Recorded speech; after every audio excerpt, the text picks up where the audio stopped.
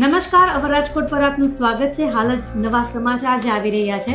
GST council અને finance minister Nirmala Sitharaman અને નિષ્ણાંતોના કહેવા પ્રમાણે અત્યારે જીએસટીના 4 માંથી 2 સ્લેબ્સ કરી નાખવામાં આવે છે. વધારે વાત ન કરતા તમને જણાવું કે જે રોજિંદી વસ્તુઓ છે એમાં સાબુ, શેમ્પુ અને ટૂથપેસ્ટ એમાં પહેલા જે 18% જીએસટી હતો હવે એ 5% થશે.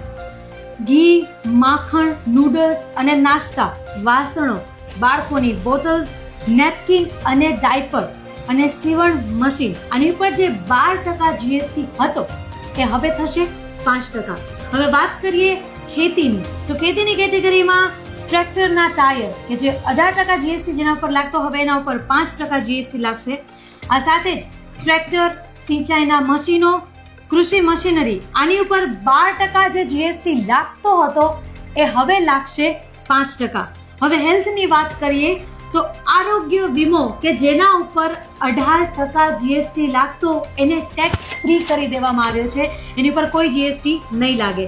ને સાથે જ થર્મોમીટર પર જે 18% જીએસટી લાગતો હતો હવે 5% જીએસટી લાગશે. ઓક્સિજન પર 12% જીએસટીમાંથી હવે ઘટાડીને કરવામાં આવ્યો છે 5%.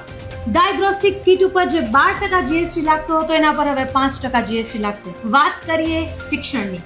શિક્ષણમાં અત્યાર સુધીમાં જે નકશા, ચાર્ટ, ગ્લોબલ, પેન્સિલ, ક્રેયોન્સ એના ઉપર 12% જીએસટી લાગતો હતો એ હવે પછી ટેક્સ ફ્રી કરવામાં આવ્યા છે.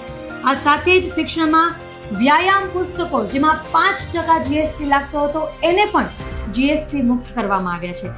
વાત કરીએ ઇલેક્ટ્રોનિક્સ ડિવાઇસની, જેમાં સૌથી પહેલા એર કન્ડિશનર એટલે કે એસી જેમાં 28% જીએસટી લાગતો હતો એના પર હવે 18% જીએસટી લગાડવામાં આવશે. આ સાથે જ ટીવી અને એમાં પણ 32 ઇંચીસ કરતાં જે મોટું ટીવી આવે છે એના પર જે 28% જીએસટી લાગતો એના પર હવે 18% જીએસટી લાગશે. અને સાથે વોશિંગ મશીન જે છે એના પર 28% જીએસટી લાગતો અને એના પર હવે 18% જીએસટી લાગશે. આવી જ રીતે ઘણી બધી એવી વસ્તુઓ છે જેમાં પર 4 સ્લેબમાં ટેક્સ લાગતો હતો હવે 2 સ્લેબ્સમાં કરવામાં આવ્યું છે, જેમાં ઘણા બધા મુદ્દાઓ ફેરફાર આવ્યા છે જેના પર વિસ્તારથી ચર્ચા આપણે અવર રાજકોટ પર કરીશું. ત્યાં સુધી જોતા રહો અવર રાજકોટ.